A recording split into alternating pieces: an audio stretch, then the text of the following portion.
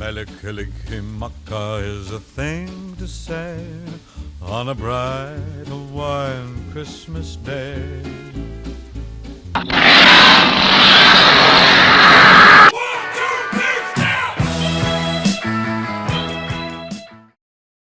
Hi guys, welcome to a new episode of the Frank Ireland Show.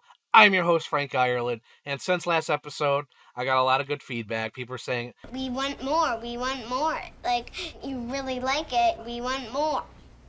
I follow you. So I'm like, alright guys, I'll do another episode. So, since last episode, I did, some fun things again, because, that's me. And I went to see Martin Short in Jamestown.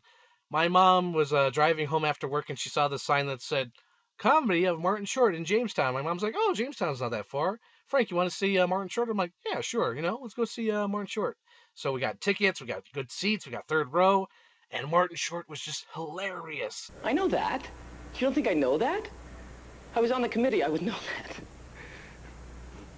Can you believe how boring he is?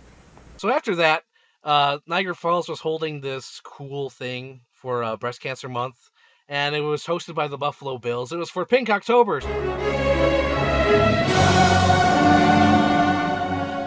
I went there, I met the Buffalo Jills again, I saw the human, pink ribbon across the Rainbow Bridge, and that was cool. And then when the sun set, they illuminated Niagara Falls with pink light, and that was really cool. So a little bit after that, my friend said, hey man, did you know there's going to be a Buffalo Con? And I'm like, what? Where's this Buffalo Con? He said, oh, it's going to be at the Marriott Inn. It's the same place where my Sad Dad convention is. So this year, I'm like, okay, there's a Buffalo Con. All right, I got to check it out. It's at the same place, so it's got to be dead, right? There's not going to be anyone there. It's going to be like... So I get there, and the place is crowded. There's little kids dressed as characters. There's whole families. It's a family affair. We got stormtroopers. We got homemade Loki outfits. We got fucking hipster guys wearing their Captain America hoodies. And I'm like, what is this? Where's my Sad Dad convention? I'm so used to seeing it empty, And this one was crowded, so I'm like, oh, that's nice, I guess it's kind of nice because everyone's, buying comics and stuff. And I had an agenda. The reason why I was there is because I was inspired by Coolio Vids and Shades at Night from their Villains Month discussion. And I'm like, they actually made me interested to read some of the comic books. So I'm looking for them, and they're like, we have plenty of Joker's daughter, Harley Quinn, and Catwoman. We got plenty of Turbo Man's Faithful, Sabretooth, Tiger, Booster. I'm like, no, sir, I'm looking for specific ones. So the first one I got was Ocean Master. 8 is too young! And it comes with a cool little 3D cover, man. And so I got that first. So I'm like, okay, I got that one. I need Two-Face, Poison Ivy, and Bane. Those are my main ones.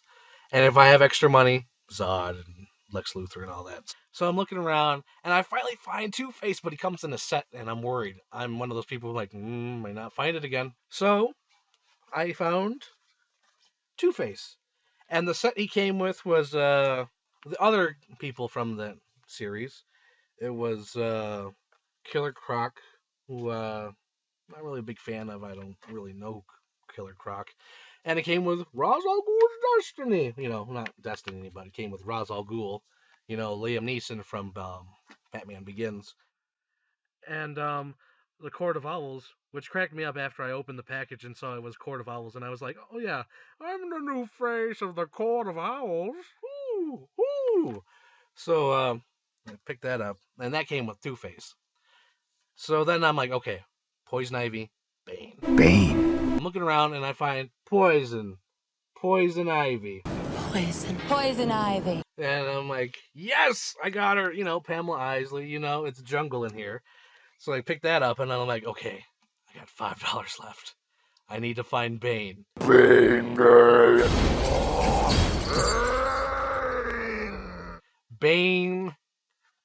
Bane of humanity! So I'm like, okay, I'm looking for Bane. I find him. Yes, there's Bane. And they're like, it's $15. And I'm like, and they're like, don't worry, sir. There's an ATM here if you want, get Bane. I'm like, okay, I'm going to keep looking. And if I don't find Bane, I'll come back and go to the ATM. So I'm looking around. I'm like, I gotta find Bane. Your punishment must be more severe. So I'm going through the comics. Plenty of Joker's daughter and Catwoman. I'm like, no, That's my phone. See, Bane fan. So I'm flipping through the comics, and you know, Green Lantern, Relic, Bizarro. I don't want these. And then I finally find it. Bane, that's my name. Bruce Wayne is the Batman, and totally the same. And it's $6. And I'm like, yes! Can I make a deal with you, sir? And he said, Of course. so I saved like $10 because the guy was charging $15 for the same 3D cover Bane, and I got it for $5. This bomb is armed. This bomb is mobile. And the identity of the Trigger Man. Okay, sorry. Anyway, Bane is awesome. Thank you, Christopher Nolan, for making me a Bane fan. So when I read this, it makes it more interesting. A body at rest stays in rest. A body in motion stays in motion. Only when I'm dead do I intend to rest. So anyway, I got those comics. Thanks Shades of Night and Coolio Vitz for helping me get interested into comics again. I know him. Frank, our buddy. Frank's a good guy. Frank's the best. So now we come to the main topic of the show, and it's movies of 2013. Let's do this.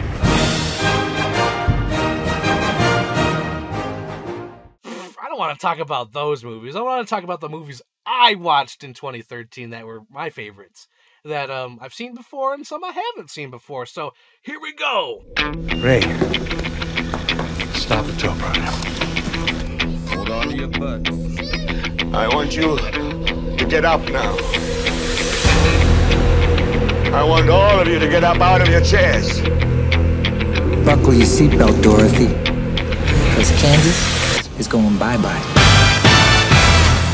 I have come here to chew bubblegum and kick ass. And I'm all out of bubblegum.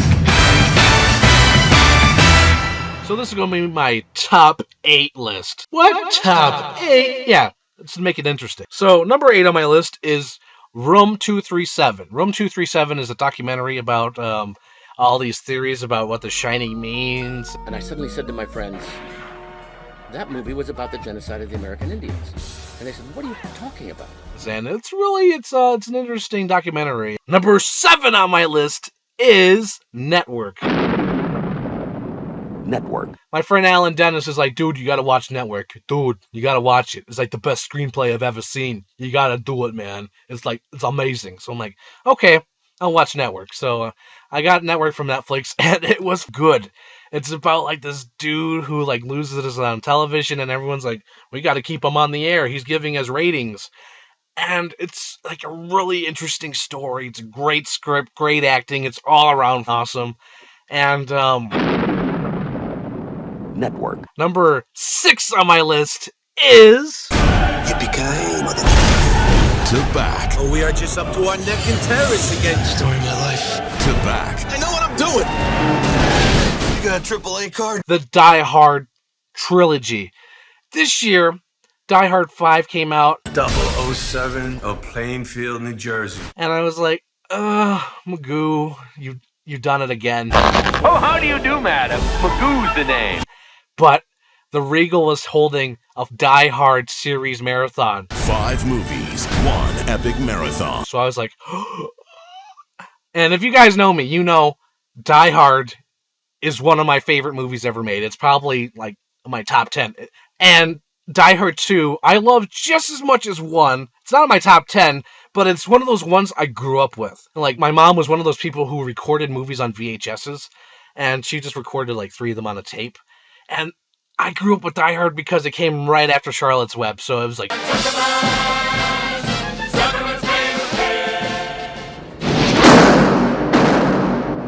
What sets off the metal detectors first? The lead in your ass or the shit in your brains? So, seeing number 1 on the big screen was amazing. The yippee-ki-yay motherfucker and the roof jump. It was just really awesome to see on the big screen, and I've waited years to see this on the big screen, and I had to take the opportunity to see it. Die Hard 2 was great to see because it was him at the airport, and he's like, Elvis Presley. And then, like, he's in the thing, and he's like on its way to Cleveland, and then he blows up the plane, and he's like, college, a fucking landing light, woo! And I fucking just love Die Hard 2. Then Die Hard 3, he's driving through Central Park. Maybe that mime. Oh my god, that was really cool. And then the fourth one, I left in the beginning to go to Five Guys. Came back, and it was still in the middle of the movie, and I had to get up and leave because I'm like, I can't handle this. This is crap. So I walked out for like 10, 15 minutes, came back, and it was the fighter jet scene. And I'm like, all right, this is good. I can handle this part. And then after that, it was just, crap, because Die Hard 5 came on, and it was just the worst thing Bruce Willis has ever made. But seeing Die Hard 1, 2, and 3 on the big screen was totally worth it. Fuck Die Hard 5, but seeing those 3 on the big screen was definitely the highlight of my year. One of the highlights of my year, anyway. Number 5 on my list is another request month from Alan Dennis. He's like, dude, fuck Hunger Games. Fuck Hunger Games. You gotta see Battle Royale. It's like amazing. It's horribly violent, and it's what everything that Hunger Games should have been. You gotta see it. So I finally get Battle Royale after 10 years of him telling me, dude, you gotta see Battle Royale. And the first 20 minutes just grabs you. Konnichiwa! Hi, konnichiwa! There's like 40 kids who have to kill each other on this island because, it's the future and, it's violent. And like, hey, the only person who survives is the one who, goes back to the mainland and lives their lives. But all you guys are assholes. You got to kill each other off. So, fucking heads explode and knives get thrown at heads. The fucking Joker kid is killing people left and right. And I was like, oh my god, this movie is great. It's weird to say that, even though it's about kids killing each other, but it was a really good movie. It's well done. Number 4 on my list is another one of my favorite movies. Probably number 1 on my list. Definitely in our top 10 movies. It's my number 1. Jurassic Park. It was re-released this year in 3D because it's the 20-year anniversary. And I'm like, I'm getting old. All has very dramatic music, of course. Boom, boom, boom, or a march or something hadn't been written yet. And then, of course, the tour moves on. It's just awesome. The 3D was really well done. And, of course, it's one of my favorite movies of all time. So it's the best movie ever. Jurassic Park. This summer, director Steven Spielberg will take you there. So number 3 on my list is Wizard of Oz 3D. I have a feeling we're not in Kansas anymore. Okay, so IMAXs around the United States were having a 1-week-only engagement of Wizard of Oz 3D. IMAX, come see it. It's the 75-year anniversary.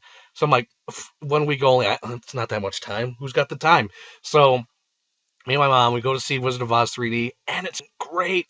Like, there was actually a packed theater, and then to see, like, the opening scene, and then you see Somewhere Over the Rainbow, and then she gets sucked into the Munchkin land, and the colors were so vibrant, and the 3D is really good. And since, like in the movie, there's like painted backdrops, the 3D adds layers to it, and it was really well done. It didn't do that double vision like ever. And like, it was really great to see that on the big screen again, and it's one of my favorite movies. It's probably in my top 10 too. So like a lot of these movies, I was like, holy crap, seeing these on the big screen again, which leads me to my number 2 and the reason why I had to do reshoots. Number 2 on my list is The Matrix. The Matrix was re-released for like a special engagement at like 2 p.m. Sunday and then Wednesday at 2 and 7. I'm like, I need to see The Matrix. So I went to see The Matrix and it was glorious.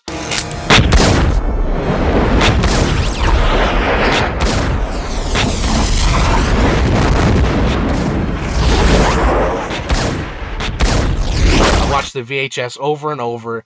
I got the DVD. I rented the Blu-ray. And I never seen The Matrix until I saw it on the big screen. The bullet time, the acting, and I was watching on the big screen and I was like, holy fuck. Carrie-Anne Moss is gorgeous. Like, every time she looks at him, and it's just like, you feel the love, And I was like, oh my gosh, she loves him, and he doesn't know it because he's stupid.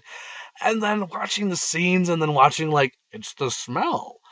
And I'm like, oh my god, this is really great. And then, Not Like This, it cracked me up because Alan Dennis always quotes it to me. Whenever I call him, he's like, not like this.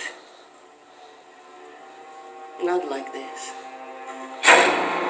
And not only that, but it was really great to see my favorite scene on the big screen, which is the scene when Neo and Smith are doing the bullet time thing, going around going, pew, pew, pew.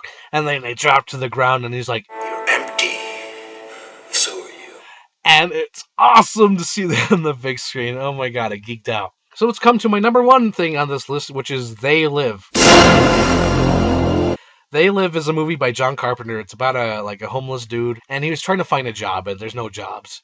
So he finds a friend, and then him and his friend realize there's something weird going on, and there's a secret alien invasion that's revealed by wearing sunglasses.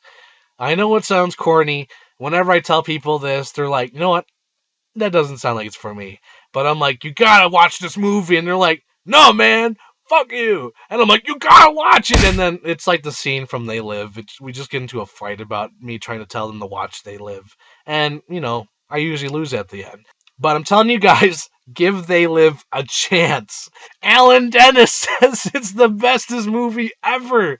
Go to his house and ask him right now. This is a private residence, man. You guys gotta check out They Live. Please give it a chance. It's really good. I mean, I own the DVD, for Christ's sake, but then again, I own a lot of DVDs. So those have been my top 8 favorite, movies I've watched in 2013. And, I highly recommend them if you haven't seen them. So that's been today's episode. I hope you liked it. I hope you enjoyed it. I don't know what to do for the next topic of the next show. I'm, thinking of some ideas. I might do obscure movies, that I like. Maybe you guys haven't heard of or even seen. That's a solid gold bullet. What am I supposed to do with this? I can't wear this. Well, if times get really tough, you can bite on it. I also want to do an episode where I do stupid movie pitches for Space Jam 2 or something. I want to do those. And if you have any ideas or suggestions for an episode, go ahead and tell me. Or if you want to say you should check out this movie. And I may or may not see it, because it depends on my taste or my mood at the time. Because if I'm not mentally ready, I might just say, fuck this movie, fuck Ever After, No, Ever After is a good one, actually, so I'm not going to hate on that one. And now we come to everyone's favorite part, the shout-out. Today's shout-out is Nathan Smith. He met Pikachu. It's Pikachu! So that's been today's episode. If you feel in charge, please leave a comment or question on the bottom, and hopefully I'll answer it. I want you to have a great day, because you will enjoy.